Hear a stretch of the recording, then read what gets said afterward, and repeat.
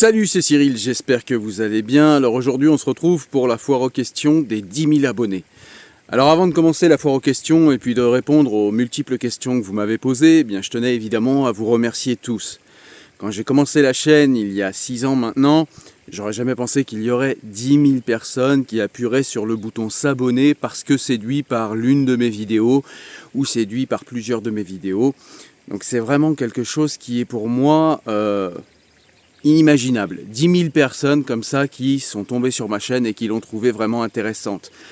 10 000 abonnés, mais c'est aussi 1 million de vues qu'on a fêté sur la chaîne depuis le début.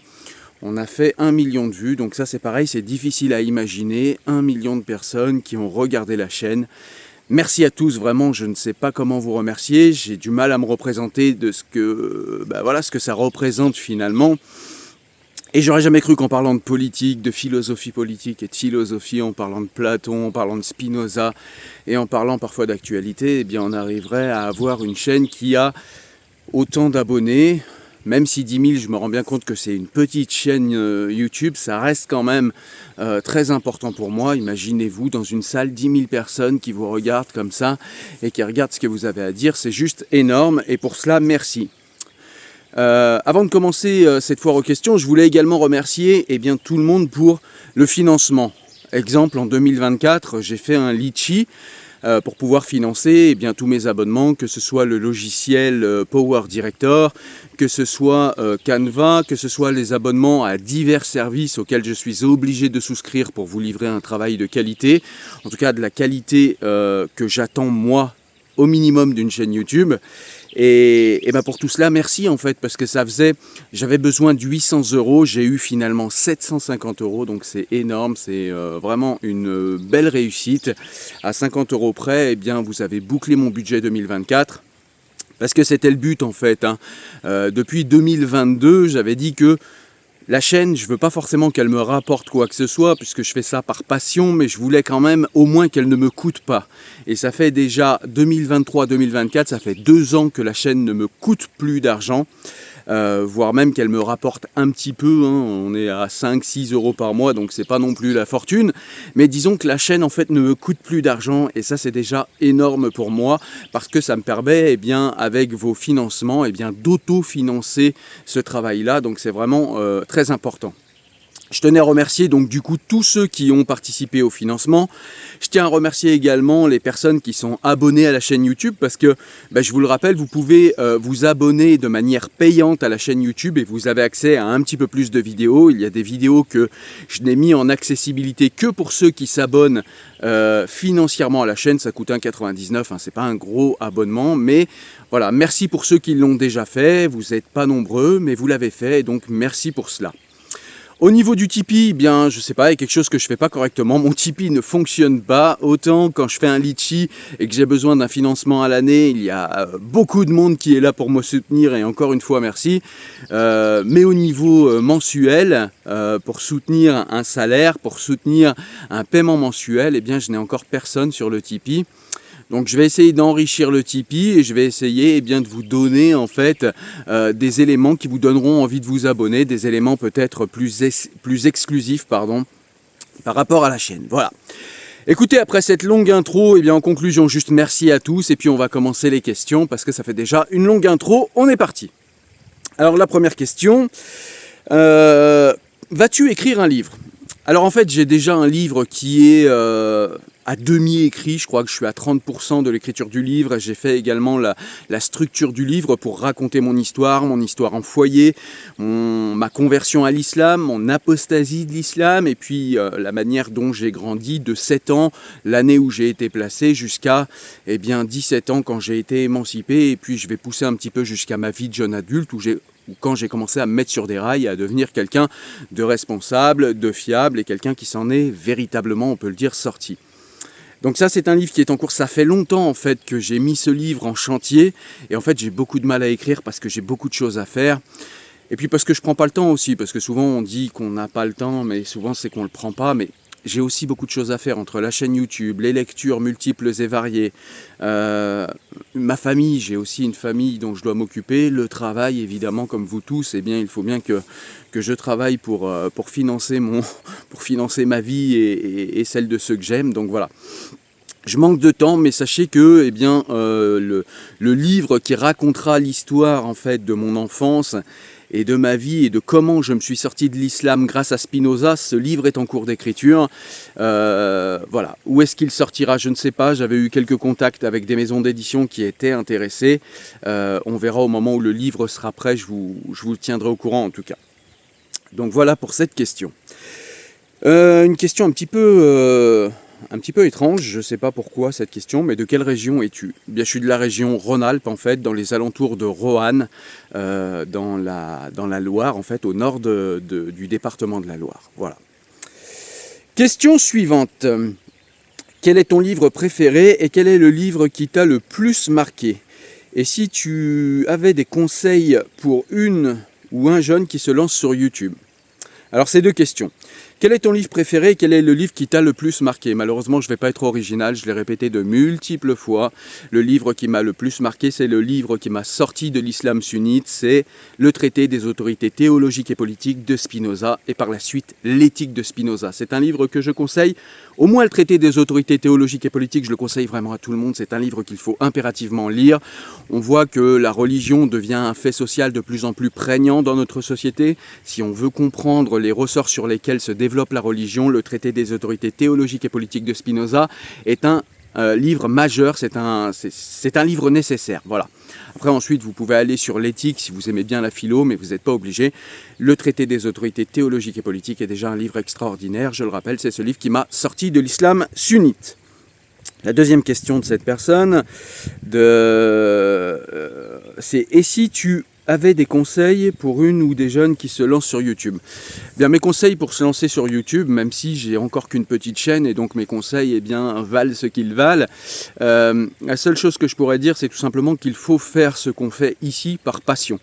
Si vous le faites pour atteindre une notoriété, si vous le faites par arrogance, parce que vous voulez faire des millions de vues, si vous le faites pour l'argent, vous allez être déçu et vous n'allez pas tenir en fait.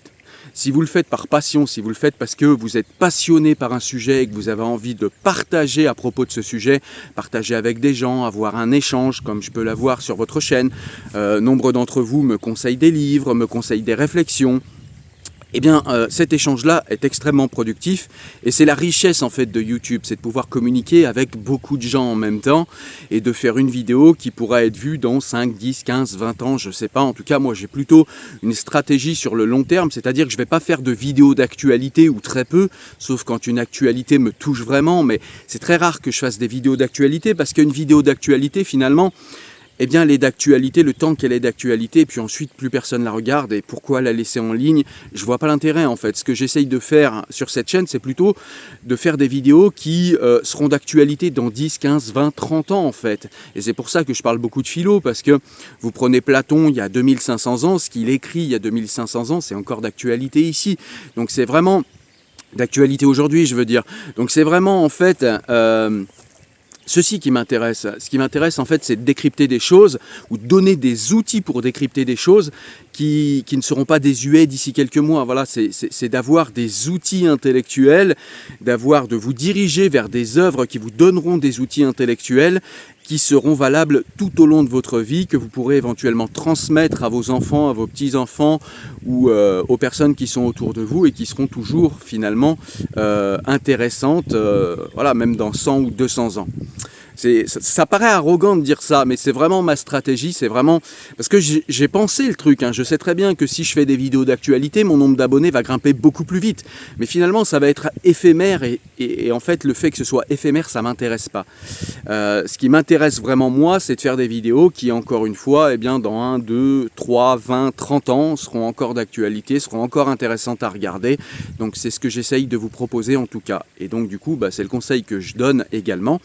C'est de faire des vidéos en fait qui ne vont pas devenir voilà, périmées et désuètes en quelques jours, en quelques semaines ou en quelques mois. De faire des vidéos vraiment intéressantes sur le fond, ce qui vous permettra de rester d'actualité très longtemps. Et puis essayer de communiquer vraiment avec passion et de se lancer sur YouTube. Parce que c'est le plus dur souvent, c'est de se lancer sur YouTube. On se dit ouais mais je suis pas légitime, qu'est-ce que j'aurais finalement à dire? Mais finalement si vous travaillez sur un sujet et que ce sujet vous passionne et que vous passez beaucoup de temps dans votre vie classique, dans votre vie normale à vous occuper de ces sujets, bah, c'est légitime de partager à propos de ces sujets et ça peut être intéressant. C'est intéressant pour tout le monde.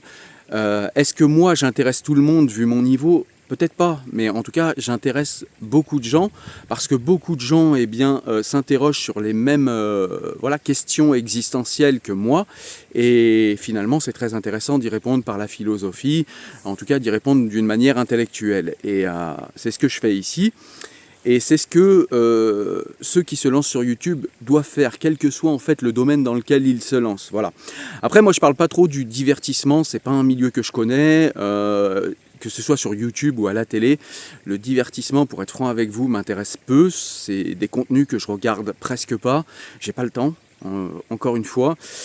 Et voilà. Et ce que je vais regarder moi sur Internet, c'est plutôt des vidéos de vulgarisation scientifique parce que voilà, on ne peut pas s'intéresser à tout dans la vie et autant moi j'adore lire des livres de philo, autant je lis très peu de livres de sciences, je lis des livres de philosophie scientifique, mais je lis très peu de livres véritablement de sciences et donc du coup je regarde souvent des vidéos comme ça de vulgarisation scientifique, que ce soit sur les sciences dures ou sur la cosmologie, c'est des choses qui m'intéressent beaucoup. Donc voilà, et quand je regarde ces vidéos, ce qui m'intéresse le plus, c'est les gens qui sont véritablement passionnés, qui font un travail engagé. J'aime pas les gens en fait j'aime pas les chaînes philosophiques, en gros, pour rester sur mon contenu. Les chaînes philosophiques qui s'engagent pas. Vous avez des gens qui prétendent être objectifs et vous donner des outils de manière objective. Et je trouve que c'est un peu hypocrite, un peu lâche. Et voilà, ces gens-là peuvent avoir des arguments, je ne le nie pas. On peut avoir des arguments et se dire qu'on a envie de rassembler le plus grand nombre, de lui donner les outils et de laisser finalement les gens jugent. Mais moi je pense qu'on a toujours un angle, on a toujours une subjectivité et je crois que c'est plus honnête en fait d'assumer cette subjectivité, d'assumer cet angle par lequel nous prenons les éléments du réel pour les analyser et en tout cas moi je m'en cache pas. La suivante n'est pas vraiment une question, c'est une accusation qui est un petit peu longue, je vous la lis. Alors, en fait, c'est un commentaire qui a été posté sous la foire aux questions des 5000 abonnés où j'explique comment justement Spinoza m'a sorti de l'islam sunnite. Et voici le commentaire de cette personne, elle m'écrit « Les gens de la cité vous ont sauvé et n'ont pas eu les mêmes chances que vous, le français. C'est la cité ou rien d'autre. Je ne dis pas que l'islam des quartiers n'est pas comme vous dites, mais j'arrive pas à comprendre votre critique haineuse de ces gens et de l'islam. À votre place, je me poserai la question, car à mon avis, vous êtes xénophobe et ingrat. Vous pardonnez l'hypocrisie de la société qui vous a abandonné, comme des milliers d'enfants chaque année, et vous vous acharnez sur l'hypocrisie qui existe, mais qui vous a sauvé. C'est surtout cette ingratitude qui me dérange chez vous, bien à vous. » Alors à cette question, je vais répondre tout simplement que la cité ne m'a pas sauvé. La cité m'a mis des bâtons dans les roues. Les gens avec qui je traînais n'étaient pas des gens d'une éthique folle. Et moi-même, je n'avais pas une éthique folle. Parce que j'ai grandi en foyer de 7 ans à 17 ans quand j'ai été émancipé. Et honnêtement, j'avais une éthique en carton. Et c'est pour ça que je me suis donné une auto-instruction. Et c'est pour ça que maintenant, j'utilise les armes critiques et intellectuelles que j'ai développées pour pouvoir critiquer mon enfance. Parce que critiquer mon enfance, critiquer qui j'ai été, c'est le meilleur moyen de changer et de devenir qui j'ai envie d'être. Et aujourd'hui, je peux même dire à 43 ans que ces outils et ces armes de la critique ont été les outils en fait qui ont présidé en fait à me faire advenir qui je suis aujourd'hui. Donc c'est pas une forme d'ingratitude puisque je ne dois rien à personne. Et puis cette fameuse critique, vous le français, comme si au niveau de ma couleur de peau, ça m'avait aidé à réussir ici.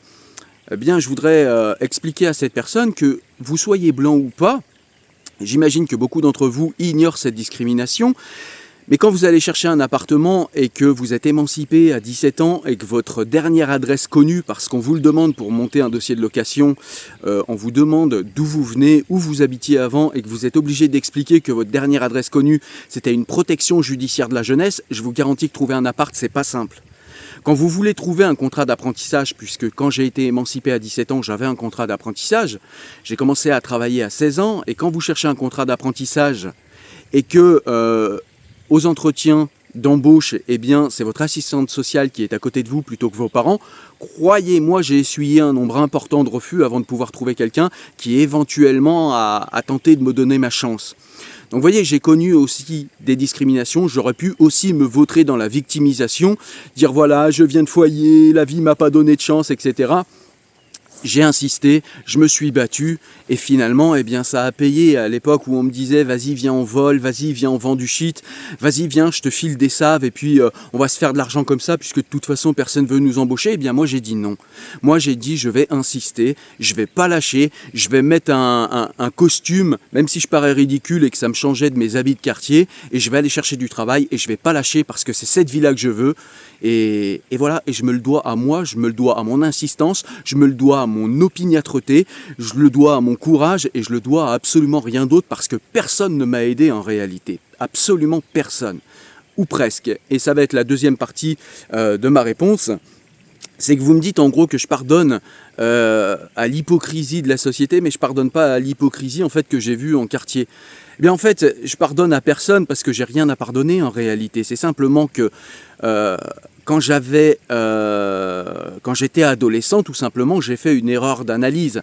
C'est-à-dire que j'ai jugé comme étant francs des gens qui se réclamaient de Dieu, alors qu'en réalité, ces gens qui se réclamaient de Dieu dans l'islam n'étaient simplement que des ventriloques de Dieu qui ne connaissent absolument rien de Dieu et qui prétendaient devant moi parler à la place de Dieu. C'est pour ça que je les appelle des ventriloques de Dieu.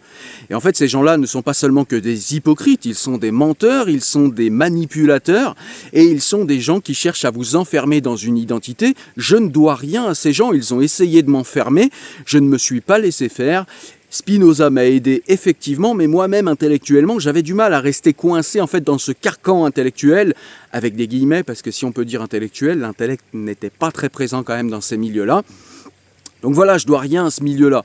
Quant à ma société, c'est pareil, j'ai fait une erreur d'analyse, effectivement, j'ai rejeté massivement le capitalisme et le projet néolibéral en France, et c'est ce qui, très jeune, même si je le nommais pas comme ça quand j'étais adolescent, mais je voyais bien que les gens travaillaient toute leur vie comme des chiens pour un patron qui n'avait aucun respect pour eux, et pour une société qui, a priori, n'avait aussi pas beaucoup de respect pour eux, pour les prolétaires. Et c'est vrai que quand j'ai vu ça, j'ai eu un mouvement de rejet, et c'est ça qui m'a envoyé vers l'islam, entre autres choses, parce que c'est multifactoriel, évidemment. Et en gros, c'est pas que j'ai pardonné à la société, c'est que je l'ai mieux jugée. C'est-à-dire que cette société française dans laquelle nous sommes est extrêmement imparfaite. Seulement, moi, j'ai grandi en foyer. Et il faut savoir que dans la majorité des pays du monde, les foyers n'existent pas. Vous êtes un enfant sans parents, vous grandissez à la rue, vous êtes obligé de vous prostituer pour survivre. Et il n'y a pas besoin d'aller à 10 heures d'avion de France pour voir cela. Vous allez dans certains pays qui sont à 1 heure d'ici, vous n'avez aucun foyer. Les enfants qui n'ont pas de parents finissent à la rue. Et ils crèvent ou bien ils se prostituent pour survivre. Et ils survivent dans quelles conditions ? Donc non, j'ai changé en fait d'analyse par rapport à mon pays. Aussi imparfait soit-il, il protège ses enfants. Alors il leur donne une protection imparfaite. Dans les foyers, j'ai subi de la violence de la part d'éducateurs, de la part d'autres personnes avec qui j'étais, parce que bien tout cela est extrêmement imparfait et que il faut impérativement critiquer tout cela. Mais n'empêche que ces foyers existent, n'empêche que j'ai eu un toit, j'ai eu chaud le soir quand je m'endormais, j'ai eu quelque chose à manger à chaque repas. Et ça, je l'oublie pas, tout simplement. Voilà. Et j'oublie pas que c'est grâce au contrat social français et à ce qu'il est, que j'ai eu tout ça. Voilà, tout simplement. Donc c'est pas que j'ai pardonné, c'est que j'ai analysé avec plus de justesse et avec moins de rancœur ce système qui finalement m'avait mis à la marge, qui finalement essayait de me laisser à la marge, parce que encore une fois, ce système est extrêmement imparfait, mais n'empêche qu'il est beaucoup mieux que bien des pays du monde. Question suivante. Alors là, pareil, c'est une accusation, hein, c'est pas tellement une question. Donc c'est quelqu'un qui écrit sous une vidéo où je discutais avec Jean-Paul Brigelli de l'effondrement du système éducatif en France.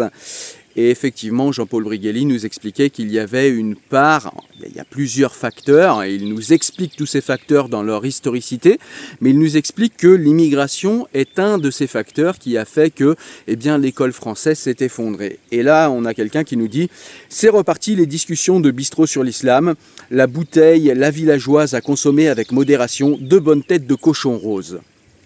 Et ben voilà à quoi nous sommes soumis quand nous critiquons l'islam. Eh bien non mon garçon, l'islam comme toutes les idéologies humaines sont critiquées et critiquables.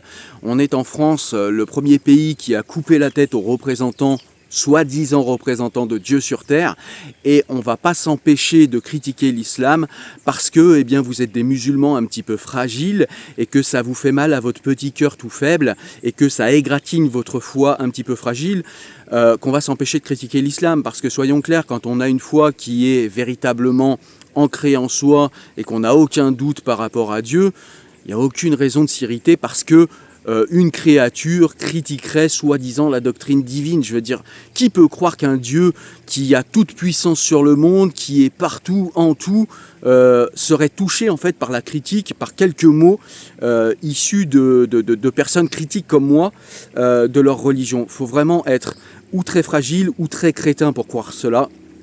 Quant à la fin, de bonnes têtes de cochon rose, eh bien voilà, le racisme que j'ai subi beaucoup de fois en banlieue, à l'époque, j'avais pas forcément toujours conscience qu'il s'agissait de racisme, voire même je l'ai pratiqué moi-même parfois, ce racisme-là à l'encontre des Français de souche, pourtant je suis un Français de souche, mais quand j'étais musulman, eh bien effectivement je traînais dans un milieu où c'était normal en fait de faire tout cela. Et là, de bonnes têtes de cochon rose, quand on sait ce qu'est le cochon pour les musulmans, voilà, une insulte gratuite, une insulte raciste qui fait référence à la couleur de notre peau. Écoutez, ces gens-là nous parlent d'islamophobie, nous parlent de racisme et de haine en nous. Voilà, la haine, on voit où est-ce qu'elle est. Ces gens ne connaissent pas la différence entre la critique et la haine. Et quand moi j'émets une critique construite, une critique argumentée, et qu'en face, il y a de l'air, c'est vrai que souvent ils se fâchent. Ils se fâchent parce qu'ils n'ont rien à répondre. En fait, que islamophobie, extrême droite, fasciste, xénophobe, facho, blablabla, toutes ces conneries en fait qui vous empêchent de parler, toutes ces insultes en fait qui essayent de masquer le fait qu'ils n'ont absolument aucun argument à répondre et que ce qu'ils voudraient c'est tout simplement qu'on ne critique pas la doctrine qu'ils ont divinisée, la doctrine qu'ils nous expliquent être issue de Dieu. En tout cas, cette doctrine ne les aide pas à être d'un niveau éthique très très élevé parce que très souvent, on voit que ces gens ont un niveau éthique au ras des pâquerettes et beaucoup plus bas que beaucoup d'athées. Même si moi je ne suis pas athée, il faut quand même reconnaître cela. Voilà. Question suivante. Non, c'est pas une question, c'est toujours la même personne en fait qui me fait des menaces et qui me dit mais j'ai un print de ton commentaire, on verra si tu as le cran de me dire tout cela en face quand je passerai te voir à Roanne. Donc c'est quelqu'un qui sait où j'habite, c'est quelqu'un qui me menace, c'est quelqu'un qui tente de me faire peur, vous voyez. Je suis pas le seul, ni le pire, mais à chaque fois que vous parlez d'islam, cette religion de paix portée par des religieux de paix, finalement, c'est bizarre parce que c'est la seule religion de paix et les seuls religieux de paix qui vous menacent sans arrêt de violence et qui essayent de vous faire taire par la violence. Écoute mon grand, il n'y a aucun souci, passe quand tu veux, et même si tu viens à 10 comme savent le faire les gens comme toi, et que tu me rétames parce que vous êtes 10 contre 1, parce que c'est cela pour vous le courage, mon grand, ça ne m'empêchera pas de continuer à parler, ça ne m'empêchera pas de continuer à critiquer ce que j'estime néfaste pour ma société, et ça ne m'empêchera pas d'avoir un esprit critique ultra développé avec des arguments à mettre en face de ta violence. Voilà. Question suivante, un petit peu plus cool j'espère. Ouais. Qu'est-ce que penser par soi-même et penser contre soi-même? Avantages, inconvénients. Comment y parvient-on? Et dernière question, es-tu heureux? Alors, première question, qu'est-ce que penser par soi-même? Alors j'aime bien cette phrase qu'on attribue à Montaigne, qui dit qu'en fait, penser par soi-même, c'est d'abord penser par les autres. Effectivement, je trouve que penser par soi-même, c'est d'abord penser par les autres. Pourquoi? Tout simplement parce que nos anciens ont quand même développé des philosophies, des manières de penser, des manières d'appréhender le monde qui vont nourrir notre intellect. Et ensuite, quand on sera nourri de tous ces anciens, et nourri également de notre propre expérience et de nos propres réflexions, on va pouvoir nous-mêmes en fait faire un agrégat, un patchwork avec toutes ces philosophies, un patchwork qui va nous appartenir, c'est-à-dire je vais prendre un petit peu de ceci chez Spinoza, un petit peu de cela chez Platon avec qui je suis d'accord, un petit peu de cela chez tel philosophe, un petit peu de cela chez un autre philosophe, un petit peu de cela dans mon expérience, et c'est ce qui va former véritablement votre pensée personnelle à vous. Mais penser sans les autres, ça reste compliqué parce que vous allez en fait partir de zéro sur des réflexions qui ont déjà été formulées par d'autres il y a bien longtemps. Et en fait, ça vous fait gagner du temps que d'échanger. Moi, c'est comme ça que je prends la lecture avec des philosophes. C'est d'échanger et de discuter avec les meilleures pensées des meilleures âmes que la Terre ait portées. Forcément, ça vous nourrit, forcément, ça vous inspire, et forcément, ça vous grandit philosophiquement beaucoup plus vite, et ça vous aide à avoir une autonomie de la pensée beaucoup plus rapidement. Maintenant, c'est vrai qu'il ne faut pas lire et boire tout ce qu'on lit. Il faut avoir un esprit critique quand on lit également. Il y a des choses que j'aime beaucoup, par exemple chez Descartes. Chez Descartes, sa proposition du cartésianisme est à mon avis une des meilleures propositions philosophiques, toute époque confondue. En revanche, quand Descartes nous parle de Dieu, je ne suis pas d'accord avec lui, clairement pas. Je suis beaucoup plus d'accord avec Spinoza, par exemple. Donc voilà, il faut, à mon avis, nourrir sa réflexivité, et il ne faut pas être... il ne faut pas vivre sa vie dans le regard des autres, en fait. Il ne faut pas se dire, tiens, que vont penser les gens? Est-ce que c'est à la mode? Est-ce que je peux dire ceci? Est-ce que je peux dire cela? Il faut vraiment assumer ses pensées, il faut vraiment assumer sa liberté de penser. Ça permet, je crois, dans un rapport de cause à effet, eh bien, d'assumer après sa liberté d'action. C'est-à-dire que les pensées génèrent souvent des actions. Enfin, les pensées génèrent une manière de voir le monde, et cette manière de voir le monde génère des actions particulières qui font que si vous avez une liberté de pensée qui s'agrandit, eh bien, vous aurez une liberté de vivre et une liberté d'action de plus en plus grande. Et malgré, encore une fois, l'imperfection de nos sociétés, et malgré une pente qui n'est pas véritablement rassurante dans nos sociétés, on a encore la liberté de vivre comme on l'entend, ou presque, dans ce pays. Donc profitez de cela et ne restez pas enfermés dans le regard des gens, parce que c'est ce qu'il y a de plus enfermant. Et ne restez pas enfermés dans des doctrines. Vous pouvez très bien être musulman et vous réclamez de la philosophie spinoziste, ou vous réclamez de Platon sur certains points. Vous pouvez très bien également être platonicien, adorer la philosophie de Platon, et puis finalement adopter également un cartésianisme strict. Voilà, en fait, c'est ça, penser par soi-même. C'est vous, en fait, qui formez le patchwork, en fait, qui va former votre préhension du monde, votre manière de voir, d'analyser et de comprendre le monde. Et ce n'est pas penser par les autres que d'aller chercher les outils intellectuels mis en place par les autres pour pouvoir analyser le monde.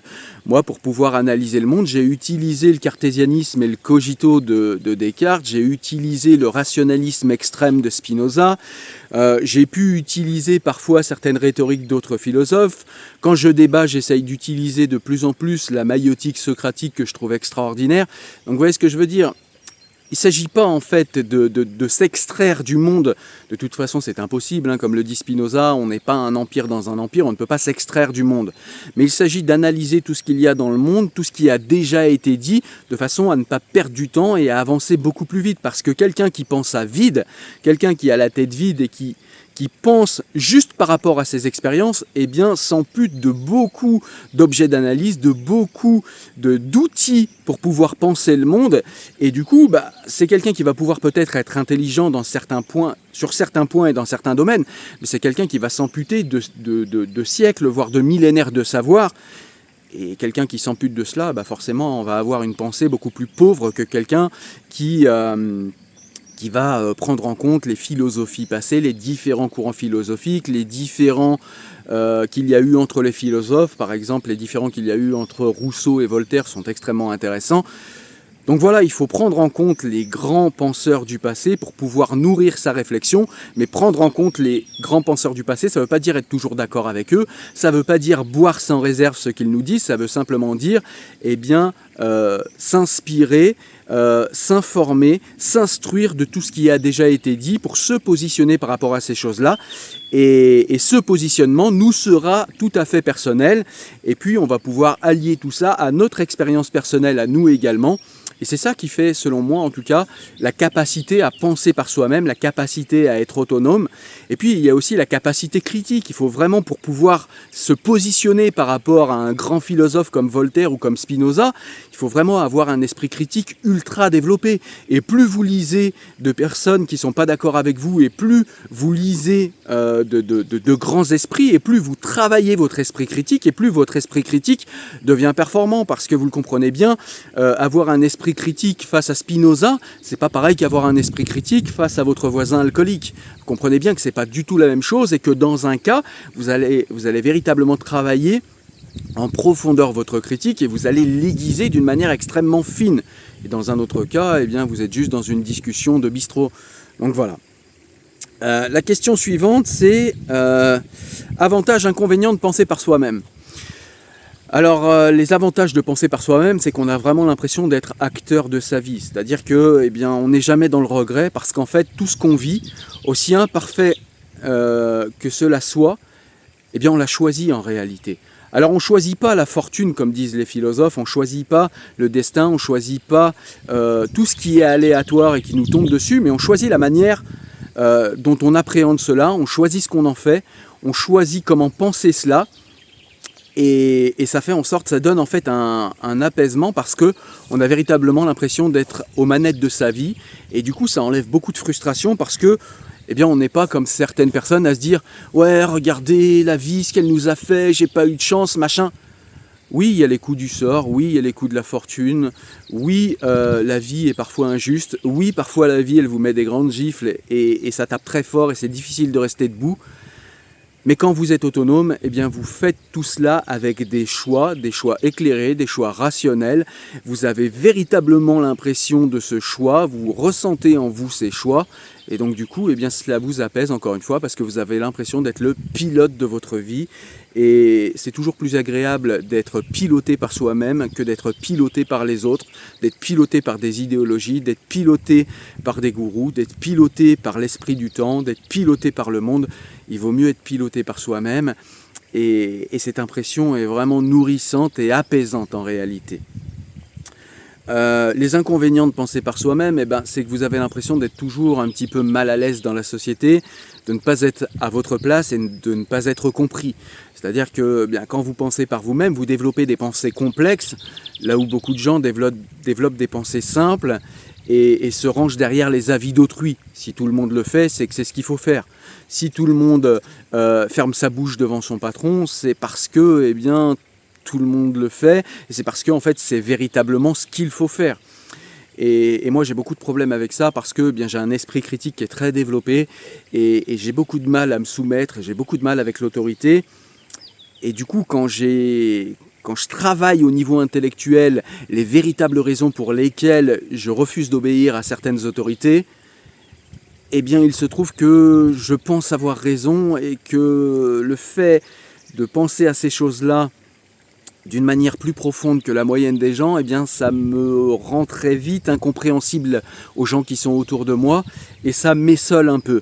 Alors moi je souffre pas d'être seul, j'ai une grande famille et je m'entends bien avec ma famille et j'ai pas de soucis à ce niveau. C'est simplement que quand vous n'êtes pas compris des gens qui sont autour de vous, que ce soit au travail ou que ce soit dans votre entourage proche, eh bien parfois ça peut être un peu frustrant. Donc voilà, c'est les inconvénients parce que si vous expliquez pourquoi vous faites telle ou telle chose et que les gens ne sont pas habitués à réfléchir, eh bien, ils vont le prendre mal. C'est-à-dire qu'ils vont dire « ouais, il joue l'intellectuel, il lit des livres, il se croit supérieur à nous », alors que c'est pas du tout ça. C'est simplement que sur un sujet, eh bien moi je vais avoir développé des arguments pendant 10 ans, alors que peut-être la personne en face de moi n'aura pas du tout pensé le sujet, ou alors elle l'aura pensé 5 minutes. Et c'est vrai que les gens peuvent se dire des fois qu'on est un petit peu arrogant face à eux quand on développe en fait une structure de pensée assez soutenue sur certains sujets. Et donc ça essole un peu en fait de penser par soi-même. Ça rend un petit peu bizarre aux yeux du monde, aux yeux de la société, dira-t-on. Et ça vous place un petit peu en marginalité, où les gens se disent « putain, celui-là, il est toujours en train de prendre la tête, il est jamais content, il est... » Ouais, mais quand on creuse les sujets dans le fond, eh bien on sait pourquoi on fait les choses et on n'a pas forcément envie de faire les choses pour suivre la masse, pour suivre la coutume, pour suivre ce qu'il se fait, pour suivre ce que tout le monde fait. Donc ça, c'est peut-être le point le plus désavantageux qu'il y a à penser par soi-même. Comment y parvient-on? Eh bien j'ai répondu, en tout cas de mon point de vue. Et es-tu heureux? Alors cette question, je la trouve très intéressante. Es-tu heureux? Parce que le bonheur, c'est un sujet de débat extrêmement intéressant, important et qui n'a jamais véritablement de fin. Pour moi, le bonheur, c'est un état transitoire. En fait, on n'est jamais véritablement heureux. En cela, je suis assez d'accord avec Schopenhauer qui nous dit qu'en fait, on est toujours entre quelque chose qu'on veut et puis on est apaisé quand on a cette chose et puis finalement, après, on veut encore autre chose. Et je pense que le bonheur comme objet inaltérable, comme le pensait par exemple Spinoza, je crois que c'est quelque chose d'inatteignable en fait. Vous avez des jours où vous êtes heureux, vous avez des jours où vous gagnez des combats, vous avez des jours où vous avez des résultats quant à des travaux que vous avez donnés sur certains domaines de votre vie, et ça vous rend hyper fier, ça vous rend hyper heureux. Vous avez des choses simples de la vie, si vous savez les apprécier, eh bien ça vous rend serein au quotidien et ça vous rend relativement heureux. Et plus vous aimez, plus vous vous satisfaisez de choses qui finalement ne dépendent pas d'autres personnes que de vous-même, et plus vous allez arriver à développer en fait cette joie de vivre et ce bonheur. Mais après, le bonheur, est-ce une fin en soi? Est-ce que ce ne sont pas les personnes qui ont souffert, qui ont donné les plus beaux poètes? Est-ce que ce ne sont pas les personnes les plus tourmentées qui ont donné les meilleurs philosophes? Est-ce que ce ne sont pas les gens qui ont le plus souffert qui ont donné les meilleurs philosophes parmi ceux que nous connaissons? Donc voilà, moi je ne suis pas dans une recherche absolue du bonheur. Maintenant, au quotidien, je me sens heureux dans certains domaines. Je me sens même très heureux dans certains domaines. Et je me sens parfois un petit peu frustré dans d'autres domaines. Et je pense que c'est bien parce que si on n'est plus frustré, eh bien on ne veut plus rien. Et si on ne veut plus rien, on n'avance plus beaucoup. J'essaye juste de faire en sorte que mes objets de frustration soient des objets réels, déjà, c'est important, et soient des objets sains. C'est-à-dire que je ne veux pas être frustré parce que je n'ai pas la dernière BMW.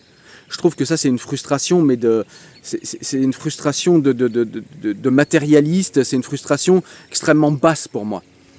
Maintenant, être frustré de ne pas pouvoir avoir un comportement que j'ai cherché à avoir, être frustré de ne pas arriver toujours à me faire comprendre, être frustré de ne pas arriver à un résultat intellectuel ou spirituel auquel j'aspire, ça, eh bien, ce sont des frustrations qui m'arrivent et je trouve que c'est bien parce que ça me permet de vouloir avancer, d'être toujours dans une recherche de dépassement.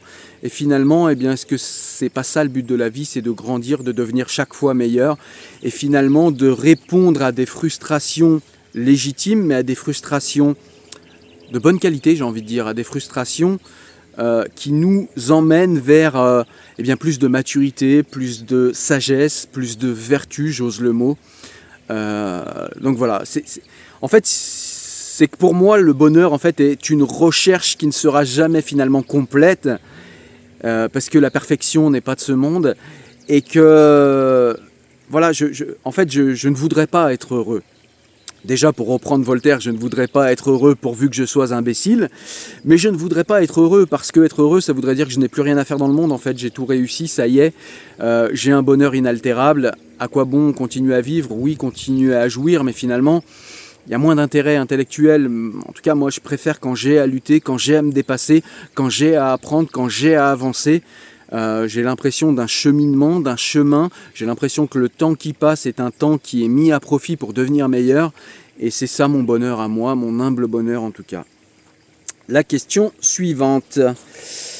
Selon toi, devient-on philosophe en l'étudiant académiquement, dans les livres, avec un prof, ou c'est inhérent à notre être pensée, à notre pensée individuelle, à notre être pensée individuelle? La philosophie, ça peut se prendre par beaucoup de points. Je ne vais pas prétendre dire ce qu'est la philosophie et ce que ça n'est pas. je vais prétendre donner mon avis. Alors, déjà, pour être honnête, je vais vous dire à partir de quoi se base mon avis. Ça vous permettra, si je vous dis d'où je parle, ça vous permettra de comprendre bien la réflexion que j'ai posée en fait sur les bases de cette réflexion. Alors ma réflexion, elle est posée sur mon expérience personnelle, forcément. C'est moi que je connais le mieux. Ça ne veut pas dire qu'on peut universaliser mes expériences, mais ça veut dire qu'à partir de mon expérience, je peux former une réflexion. Ce que je peux dire, c'est que je n'ai pas eu besoin de prof de philo pour aller lire Spinoza. Honnêtement, à 19 ans, quand j'ai commencé à lire le traité des autorités théologiques et politiques, j'ai lutté, j'ai beaucoup lutté.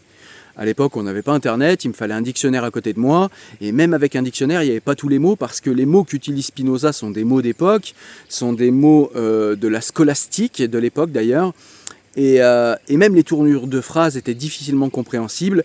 Ça m'a pris des années, j'avais l'impression en fait de décrypter un document codé. J'avais l'impression qu'il y avait quelque chose de caché dans le livre de Spinoza et que je devais le découvrir.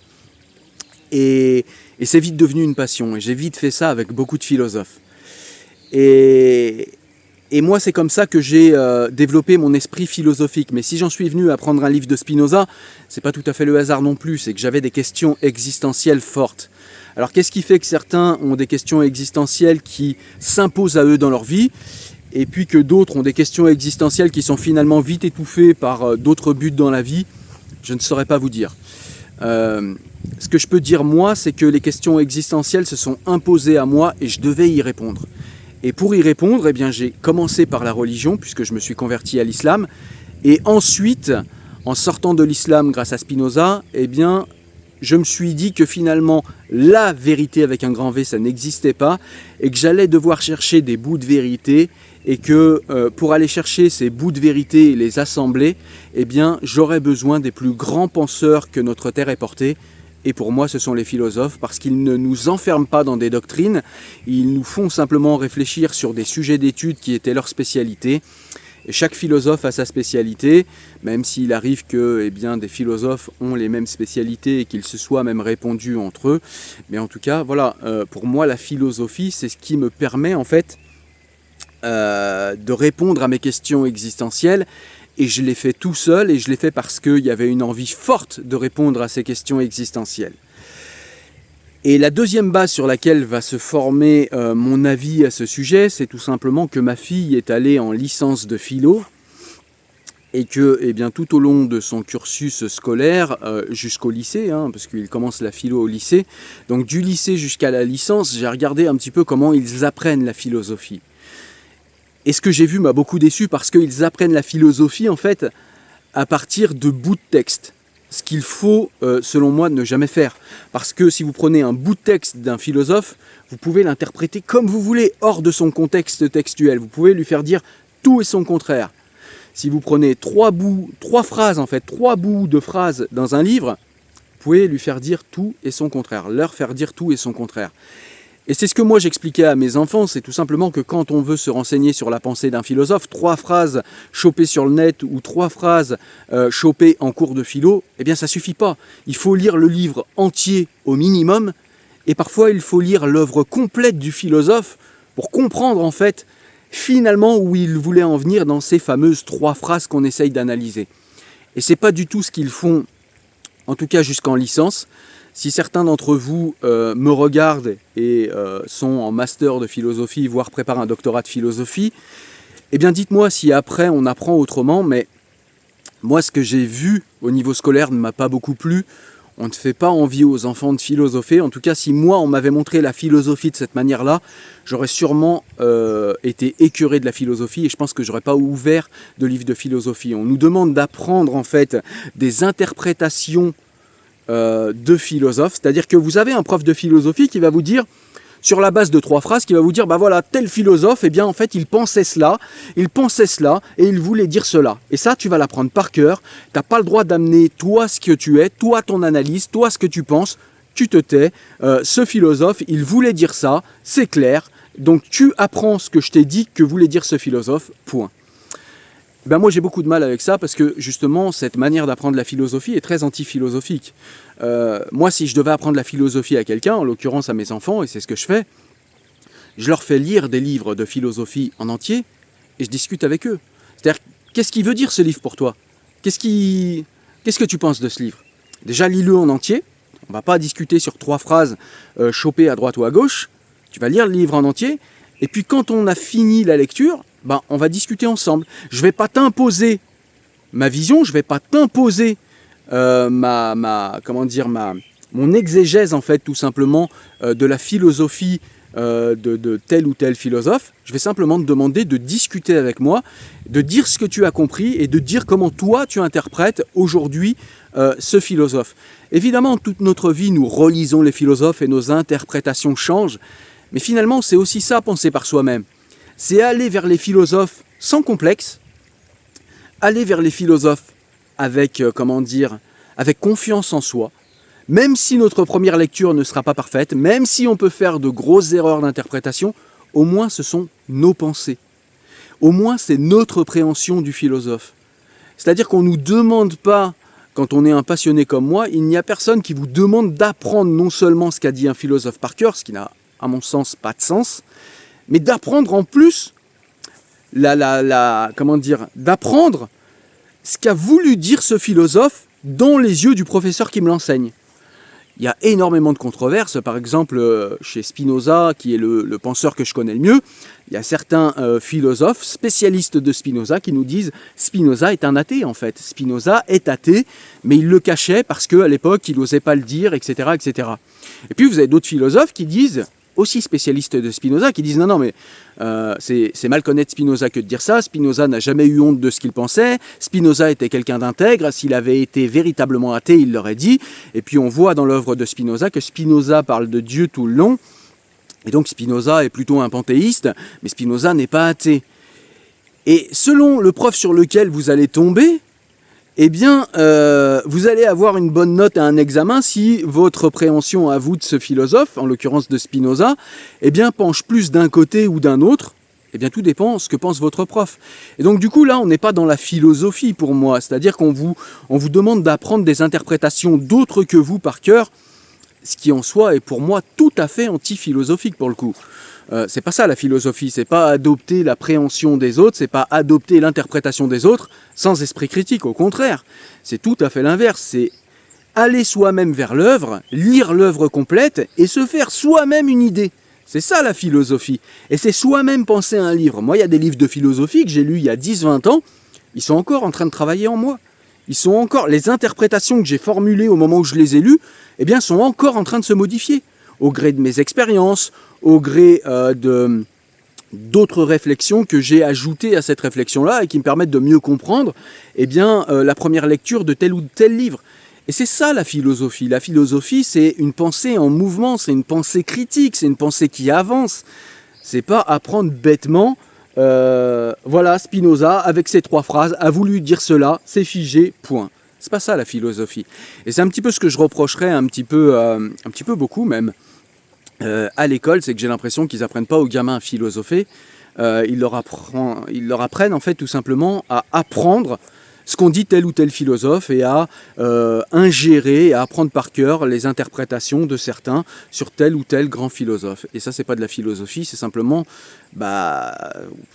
c'est du parcourisme en fait. C'est avoir des notions en fait en philosophie peut-être.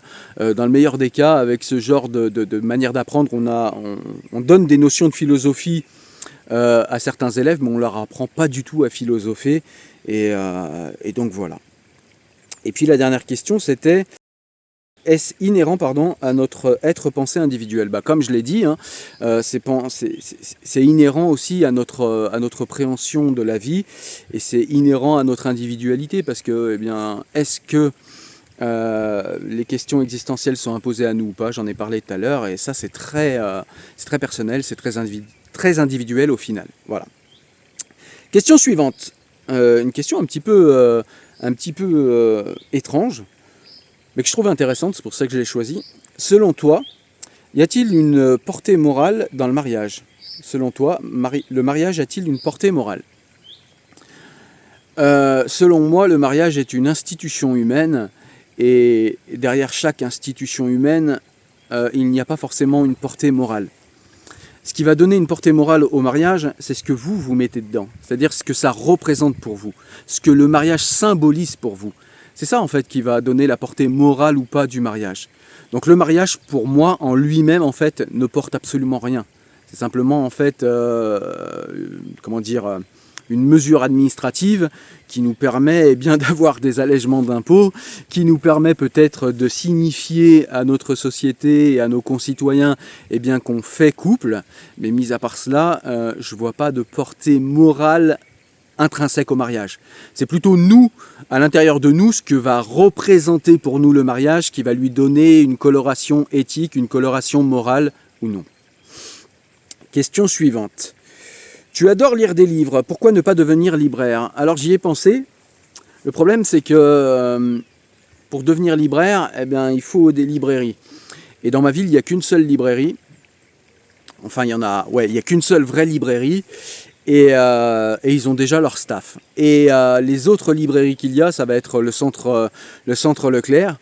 Donc vous imaginez bien que c'est pas l'endroit où j'ai envie de travailler parce que c'est pas le genre d'endroit où on recherche des personnes comme moi. D'ailleurs, je leur ai envoyé un CV quand même pour essayer. Et ils ont préféré à une personne qui parle tout le temps de livres et qui est en contact avec des éditeurs et des auteurs, ils ont préféré un petit jeune qui sortait de l'école, qui n'y connaît rien aux livres. Écoutez, voilà, c'est leur choix. Malheureusement, c'est le monde du travail aujourd'hui. On préfère des gens souvent jeunes parce qu'ignorants de la vie et donc plus facilement manipulables. On préfère des gens dociles en entreprise que des gens compétents.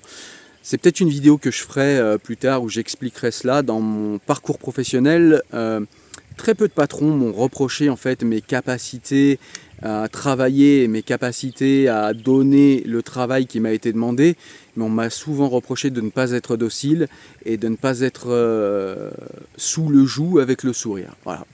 Et c'est un peu ça qui se passe, je pense, dans ce genre de centre Leclerc. Et puis sinon, l'autre librairie qu'il y a, c'est la Fnac. Et là, pour le coup, j'ai vraiment pas envie de travailler à la Fnac. Voilà. Question suivante. Que penses-tu du combat des apostats de l'islam sur les réseaux sociaux? Alors je trouve que le combat des apostats de l'islam est extrêmement intéressant, que c'est un combat à soutenir le plus fortement possible. Je connais beaucoup d'apostats, d'ailleurs il y a un groupe d'apostats qui m'a invité sur sa chaîne, je vous mettrai le lien en description de mon intervention. Et ce sont des gens qui sont extrêmement courageux, ce sont des gens qui aussi ont dû se former à l'esprit critique de l'islam, qui ont dû s'intéresser d'une manière extrêmement approfondie à l'islam. Et ce sont des gens qui sont bardés de connaissances quant à l'islam parce que très souvent il est nécessaire d'avoir plus de connaissances pour sortir d'une doctrine que pour rentrer dedans. En l'occurrence, l'islam, vous dites Ashhadu ilallah, Ashhadu Muhammad Rasulallah, c'est-à-dire que vous dites la shahada et ça y est, vous êtes musulman. Si vous le dites sincèrement, vous êtes musulman, nous disent les musulmans. Alors que pour sortir de l'islam, pour apostasier, il faut être sûr de ce qu'on fait parce que faut se mettre quand même dans le truc, c'est-à-dire que vous croyez suivre la foi divine, c'est-à-dire la doctrine directement issue de Dieu. Pour sortir de cela, il faut vraiment s'informer, il faut vraiment regarder les textes à la loupe, il faut vraiment regarder tous les livres satellites au Coran. Et donc souvent, les apostats sont des gens qui connaissent beaucoup mieux l'islam que les musulmans eux-mêmes. Et c'est déjà d'une ce qu'il y a de très intéressant chez eux. Ce qu'il y a d'intéressant également, c'est évidemment qu'ils nous disent comment sortir des religions et ce qui les a fait sortir des religions. Et d'ailleurs, je vais essayer cette année d'interviewer quelques apostats parce que je trouve leur témoignage extrêmement intéressant. Donc voilà, ce sont des gens que je trouve très courageux, très intelligents et donc très intéressants. Et je pense que ce sont des gens qu'il faut soutenir en France parce que ce sont des gens qui sont très mal vus par l'islam et par la gauche qui soutient les islamistes, parce que ce sont des gens qui sont mal vus par les musulmans. Et comme on le sait, la religion de paix, quand on la critique, elle a tendance à devenir un petit peu agressive. Et donc il faut être derrière ces gens pour qu'ils ne subissent pas de violence, pour avoir formulé une critique et pour avoir formulé le fait qu'ils sont sortis de l'islam, cette religion soi-disant parfaite, cette doctrine soi-disant parfaite si on écoute les musulmans. Comment la liberté de conscience doit être rappelée en France face à l'immigration de masse extra-européenne? Alors ça aussi c'est une question très intéressante et je trouve que les immigrés quand ils viennent en France, on leur explique pas grand-chose. Et je dis ça parce que je connais des gens qui sont issus de l'immigration et qui m'ont expliqué le processus et qui m'ont expliqué en fait, pour obtenir la nationalité française, eh bien, ce qu'on leur a demandé, les questions qu'on leur a posées. Et quand on leur explique que la liberté des uns s'arrête où commence celle des autres, eh bien, je trouve que c'est très léger. C'est-à-dire que eux, quand ils arrivent, les immigrés, quand ils arrivent en France, et qu'on leur explique cela, eux, ils se disent en gros, ma liberté s'arrête où commence celle des autres. Si je tape ma femme, je veux dire, après tout, ma liberté, ça emmerde personne. Si je demande à ce que ma femme se voile, finalement, ça emmerde personne. Si je demande à ce que mon enfant apprenne le Coran par cœur, finalement, ça emmerde personne. Donc c'est ma liberté, donc foutez-moi la paix. La liberté chez vous en France, c'est faire ce qu'on veut, laissez-moi faire ce que je veux. Et en fait, il n'y a rien de plus étranger à la liberté telle que appréhendée par les Français que de faire ce qu'on veut. La liberté, c'est tout sauf faire ce qu'on veut. On pourrait parler de la liberté politique, qui est le fait de se contraindre aux lois de son pays, c'est-à-dire aux lois qu'on se donne nous-mêmes en tant que peuple, pour pouvoir préserver la liberté, non pas individuelle de chaque citoyen, mais préserver la liberté de chaque citoyen, à pouvoir justement, comment disait Montesquieu, la liberté de chaque citoyen à pouvoir faire ce que l'on doit vouloir faire. C'est-à-dire que la liberté telle qu'appréhendée par un Français, par les philosophes et intellectuels français, c'est l'émancipation. Spinoza nous le dit, nous sommes aliénés de ce qu'un jour nous avons été enfants, et donc soumis à l'éducation de nos parents, soumis aux desiderata de notre société et de notre temps, et donc du coup, et de notre communauté, j'ai oublié. Et donc du coup, la liberté va consister en un travail d'émancipation, c'est-à-dire qu'on va faire un pas de côté par rapport à tous les conditionnements qu'on a reçus dans notre enfance pour pouvoir éventuellement choisir de notre plein gré en conscience ces conditionnements, ou bien en rejeter certains si nous décidons qu'ils entravent notre liberté ou qu'ils entravent la direction de vie que nous avons envie de nous donner à nous-mêmes. Et donc je trouve que c'est ça qu'il faut rappeler aux immigrés. Il faut leur rappeler que la liberté telle que vue par un occidental, mais plus particulièrement un Français, c'est pas la liberté de faire ce que tu veux. C'est la liberté d'adhérer à un contrat social, d'adhérer à une patrie, d'adhérer à une société, d'adhérer à une communauté citoyenne qui n'a d'autre reconnaissance pour les gens que la citoyenneté et donc que la nationalité citoyenne. Et leur rappeler que la liberté, finalement, c'est l'émancipation, c'est-à-dire la critique de nos conditionnements pour pouvoir sortir de ces conditionnements, faire un pas de côté, les analyser, les objectiver, comme on dit en sociologie, les analyser pour pouvoir éventuellement s'en affranchir si on décide, encore une fois, que ce sont des barrières quant à notre émancipation, quant à notre liberté et quant au chemin de vie que nous avons envie de nous donner. C'est ça la liberté. La liberté, c'est la critique. Et c'est pour ça que la critique est si présente en France, et notamment la critique des religions, et que peu d'immigrés le comprennent. Voilà. Question suivante. Que penses-tu des personnalités YouTube suivantes ? Jack le Fou, Aldostérone et Majid Oukasha. Alors Jack le Fou, c'est une personnalité qui a émergé récemment sur Internet. C'est quelqu'un qui critique l'islam, qui fait des débats, notamment beaucoup en live avec des musulmans. Et moi, j'aime pas beaucoup les lives. Pour moi-même, j'entends. J'aime pas beaucoup les lives, alors que j'adore les débats. Je devrais peut-être en faire plus d'ailleurs. Mais j'aime beaucoup ce que fait Jack le Fou. Jack le Fou, c'est quelqu'un qui débat en live et qui montre en live à quel point, en fait, la pensée des musulmans qui se disent les plus instruits, n'est pas cohérente, n'est pas logique, n'est pas rationnelle en réalité. Et à quel point, en fait, ils sont bourrés de paradoxes. Et il est très bon pour ça, je trouve. Il a énormément de réparties, il a énormément de connaissances de l'islam, comme beaucoup d'apostats. Et c'est quelqu'un de très intéressant pour cela. C'est quelqu'un de courageux également, parce qu'il le fait à visage découvert.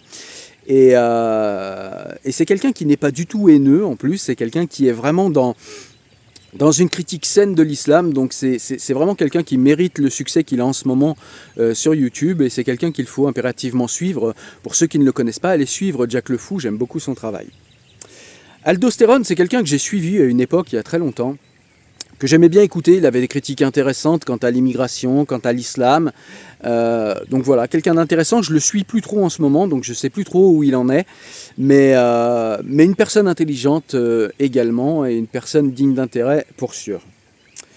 Majid Doukacha, Majid Doukacha, ça a été le premier apostat à rentrer en France et sur YouTube, à rentrer dans l'art de l'islam sans aucune pincette.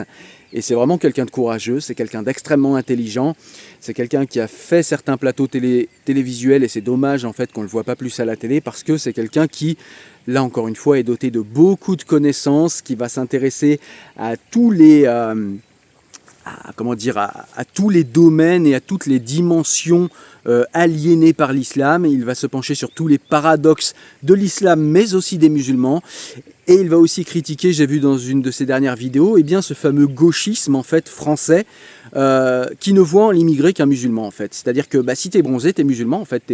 Tu peux pas être athée et musulman pour un gauchiste, ça n'existe pas. Là. Il fait une erreur 404 dans sa tête si on lui explique. Et c'est vrai parce que une fois, je parlais avec des militants de la France Insoumise dans ma ville, je me souviens, et j'avais eu une conversation avec une gauchiste comme ça, avec une ancienne communiste qui s'était joint à LFI en 2017, et c'était marrant parce que elle me disait oui Cyril, tu critiques l'islam, machin, mais moi je connais un musulman à côté de chez moi, c'est un Algérien, il est carrément gentil. Je dis ah ouais, il est carrément gentil et tout. Bah ouais, mais il y a des musulmans qui sont carrément gentils. Enfin, tu découvres. Moi, je découvre pas. Il y a des musulmans qui sont vraiment très gentils. Mais du coup, tu es sûr qu'il est musulman? Bah non, mais c'est un musulman, mais il est athée. Bah non, il peut pas être musulman et athée. Et en fait, ce que cette personne un petit peu âgée était en train de me signifier, c'est tout simplement que pour elle, en fait, un Algérien ne peut pas être autre chose qu'un musulman. Pour elle, en fait, musulman, c'est une ethnie, c'est une race. Et en fait, cette critique que j'ai vue sur une vidéo de Majid, c'est une de ses dernières vidéos. Je trouve qu'elle est très pertinente aussi, c'est-à-dire qu'on a beaucoup de gens qui pensent que si tu es arabe, voilà, je le dis d'une manière brutale et d'une manière un petit peu, comment dire, vulgarisée, mais voilà, on pense que si tu es arabe, tu es musulman. Et non, il y a énormément de maghrébins qui sont athées, il y a énormément de maghrébins qui sont apostats, et c'est pas parce que vous êtes bronzé que vous êtes musulman. Et c'est pour ça qu'il faut bien faire la différence entre la critique légitime de l'islam selon moi et puis la haine, la xénophobie finalement, la haine des maghrébins, la haine des arabes, la haine des musulmans parce qu'ils sont arabes. Eh bien, il faut distinguer les deux. On peut critiquer l'islam, on peut critiquer cette idéologie qui est à l'assaut, honnêtement, de notre société, à l'assaut politique de notre société. Il faut critiquer cette religion comme jadis les Lumières ont critiqué le christianisme et l'ont remis à sa place. Et il faut qu'on refasse aujourd'hui ce travail avec l'islam. Mais il ne faut pas confondre ça avec la haine des Maghrébins, avec la haine des musulmans, avec la haine des peaux bronzées. C'est pas du tout ça, en fait.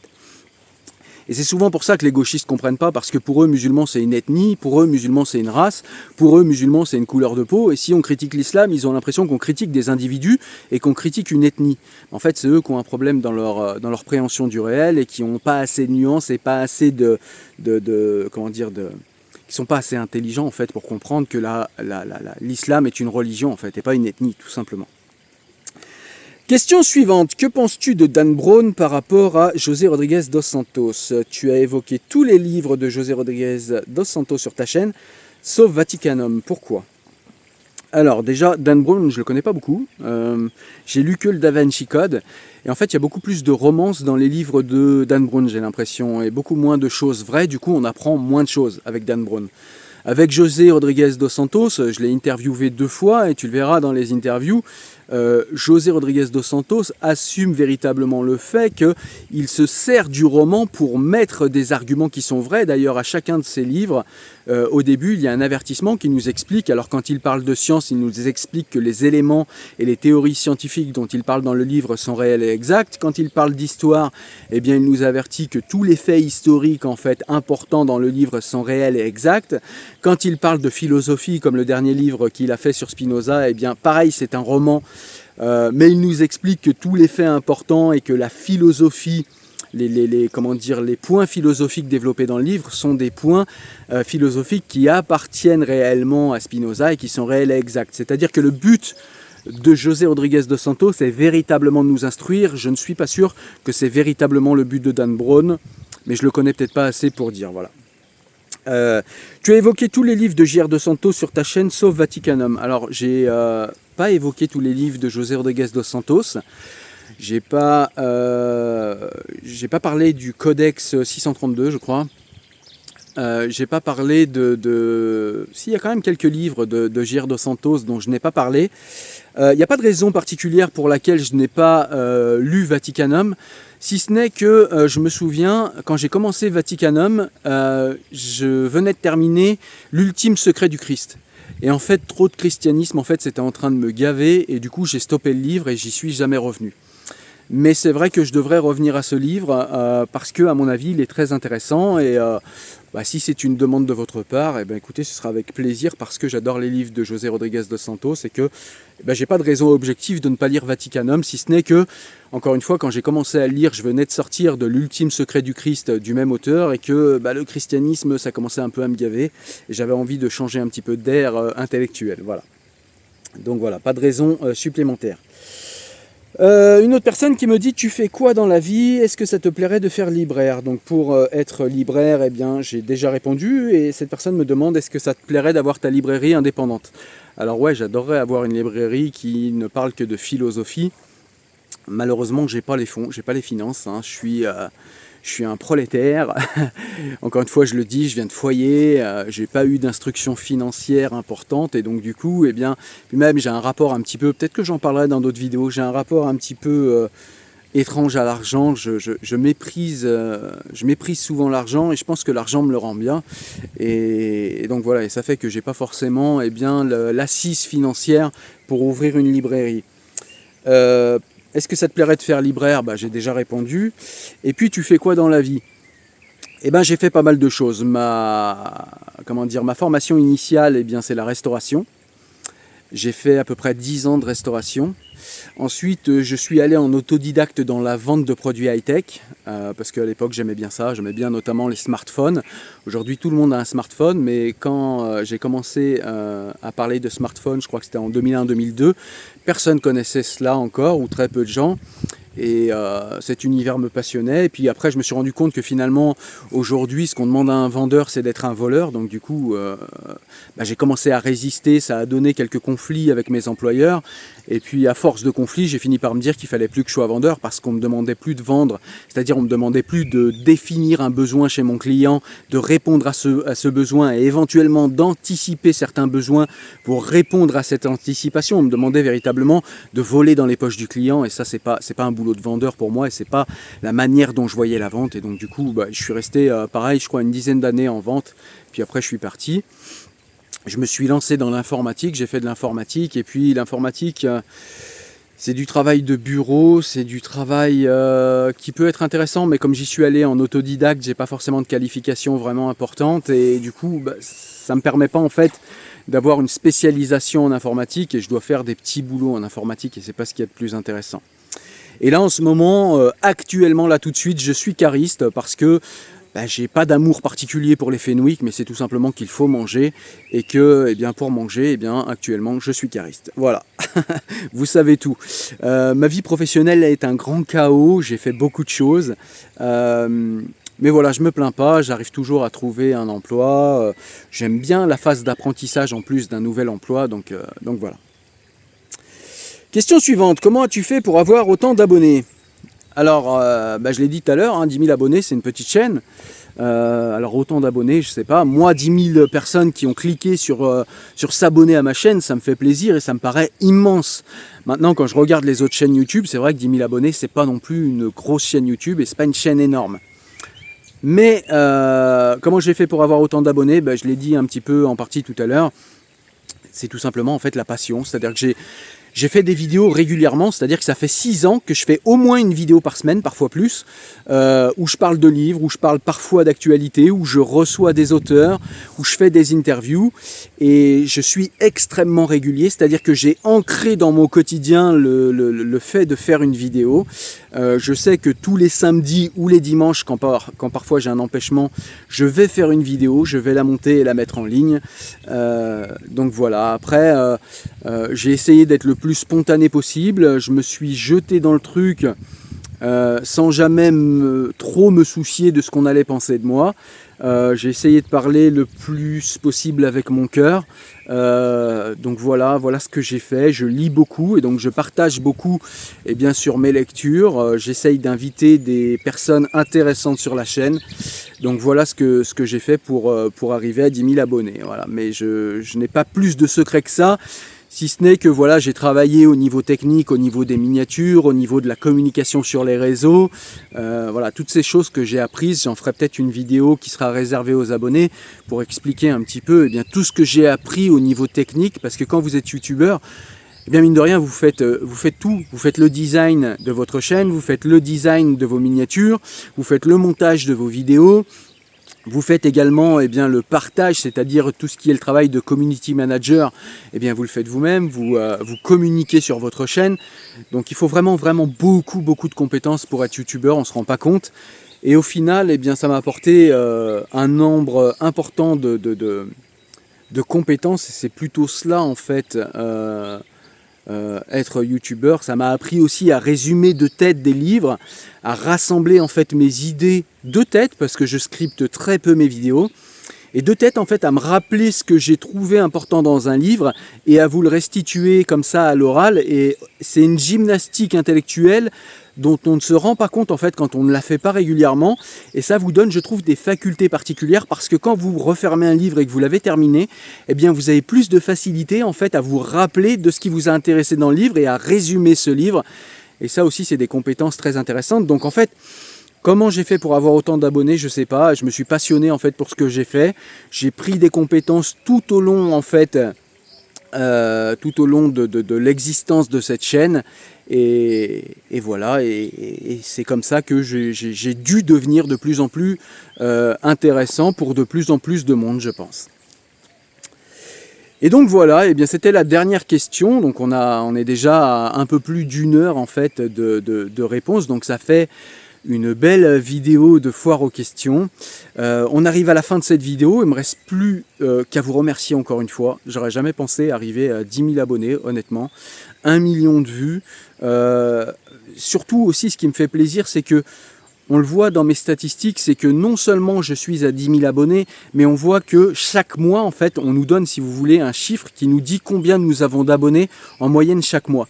Ce chiffre ne cesse de grimper. En ce moment, on est entre 400 et 700 abonnés de plus par mois. C'est énorme.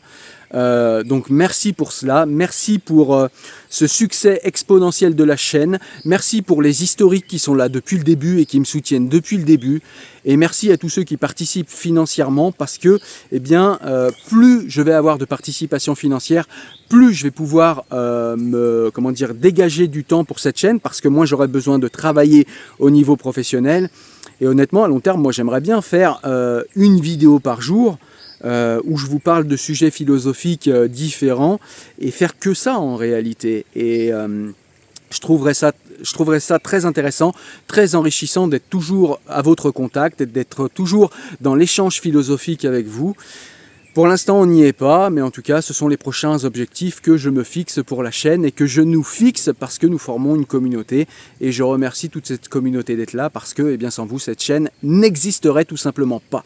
Merci à vous, je vous dis à très bientôt pour une nouvelle vidéo. Portez-vous bien. Ciao.